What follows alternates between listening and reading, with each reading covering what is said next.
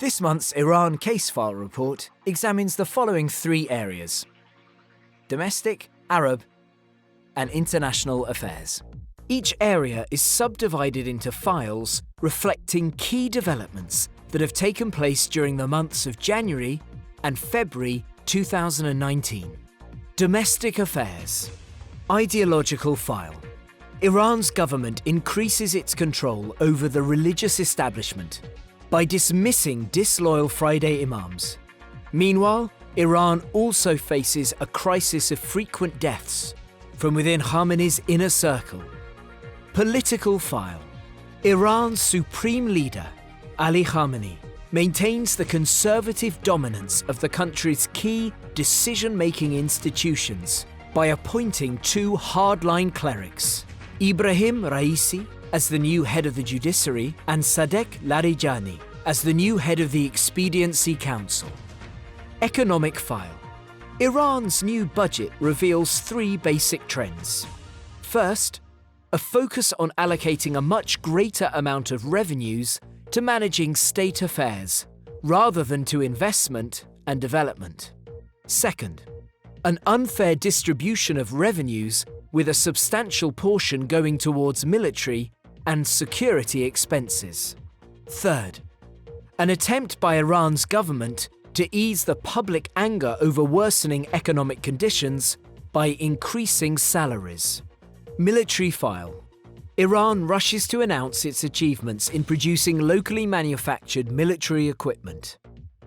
Iran's announcement in January and February of the launch of the Fateh and Khadir submarines, capable of firing cruise missiles, is a remarkable progress despite the limited capacity of the locally manufactured weapons. Security file. Security has been Iran's greatest weakness during January and February, as armed opposition groups succeeded in carrying out repeated attacks against Iran's IRGC forces, killing dozens of its troops in Sistan and Balochistan province, where a security vacuum exists. Arab affairs. Iraq. Iran's foreign minister, Mohammad Javad Zarif, visited Iraq 4 days after his American counterpart, Mike Pompeo's surprise visit to Baghdad, given that Iran sees Iraq as an economic lung to breathe through and circumvent US sanctions. Syria. Iran looks to reap the benefits of the financial and human costs of its intervention throughout the Syrian crisis, and to intensify its cooperation with al-Assad, with the aim of cementing a long-term presence and maintaining its gains.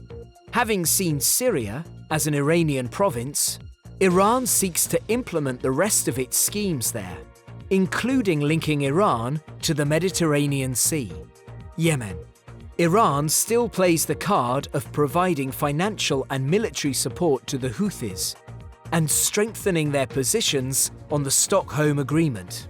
The Houthis have deliberately violated the ceasefire by deploying their fighters, receiving military reinforcements from Iran, and launching numerous attacks using its drones on Al-Anad airbase. International affairs. January and February witnessed a progress in making international efforts to take a united position against Iran. Europe has not activated its proposed financial mechanism. Iran's efforts to support its foreign trade with regional parties, such as Turkey, have not paid off. For Iran's eastern neighbours, Iran-Pakistan relations experienced a sharp deterioration in the aftermath of incidents targeting Iran's IRGC forces on the border with Pakistan, as Tehran levelled accusations against Pakistan for failing to maintain security. This deterioration coincided with tensions rising between India and Pakistan.